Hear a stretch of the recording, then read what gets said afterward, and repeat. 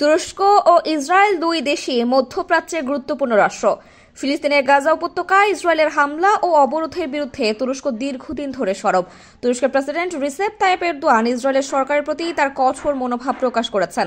তবে সম্প্রতি একটি নতুন খবর সামনে এসেছে যা শক সৃষ্টি করেছে। তুরস্ক ও ইসরায়েলের মধ্যে তেল সরবরাহ সংক্রান্ত একটি গোপন চুক্তি নিয়ে অভিযোগ উঠেছে। আজকের ভিডিওতে আমরা এই গোপন চুক্তি এবং সামরিক সহযোগিতার বিষয়টি গভীরভাবে জানব। ইরানের সংবাদ মাধ্যম পার্স টুডে সম্প্রতি একটি প্রতিবেদন প্রকাশ করেছে যেখানে বলা হয়েছে তুরস্কের পার্লামেন্ট সদস্য জেরগার লিওগ্লো ইসরায়েলকে তেল সরবরাহ নিয়ে একটি গুরুতর অভিযোগ তুলেছেন। তিনি দাবি করেছেন তুরস্ক গোপনে ইসরায়েলকে তেল সরবরাহ করছে। জেরগার লিওগ্লো তার অভিযোগের পক্ষে স্যাটেলাইট ছবি এবং সামুদ্রিক ডাটা ব্যবহার করেছেন যা তুরস্কের তেল বহনকারী জাহাজগুলোকে ইসরায়েলের বন্দরে পৌঁছাতে দেখিয়েছে। তিনি বলেন, গত ডিসেম্বরে তুরস্কের জাহাজগুলো তাদের অবস্থান ট্রান্সপন্ডার বন্ধ করে ইতালির দিকে যাওয়ার ভান করে, কিন্তু স্যাটেলাইট চিত্র পরীক্ষা করে দেখা গেছে এগুলো আসলে ইসরায়েলের হাইফা এবং আশদোদ বন্দরে পৌঁছেছে। এ থেকে স্পষ্ট হয় তুরস্ক ইসরায়েলের তেল সরবরাহের অন্যতম উৎস হতে পারে।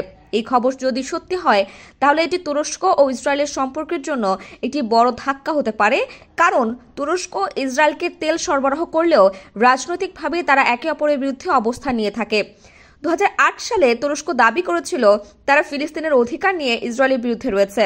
এটি আরো কঠিন বিষয় হয়ে দাঁড়ায় যখন আমরা মনে করি 1949 সালে তুরস্ক ইসরায়েলকে প্রথম মুসলিম দেশ হিসেবে স্বীকৃতি দিয়েছিল এবং তাদের সঙ্গে দ্বিপাক্ষিক সম্পর্ক স্থাপন করেছিল।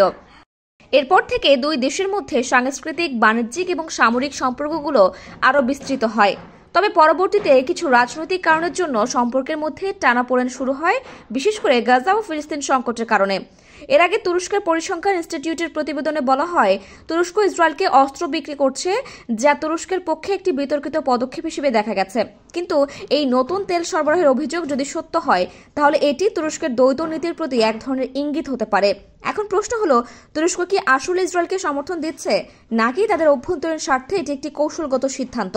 তুরস্কের এই গোপন তেল সরবরাহ চুক্তি কি তাদের রাজনৈতিক অবস্থান কি প্রশ্নবিদ্ধ করছে? যদিও তুরস্ক ইসরায়েলকে শত্রু হিসেবে চিহ্নিত করেছে, তবে বাণিজ্যিক সম্পর্কগুলো এত গভীরে চলে গেছে যে এটি কখনো কখনো অপ্রত্যাশিত দিক নেবে।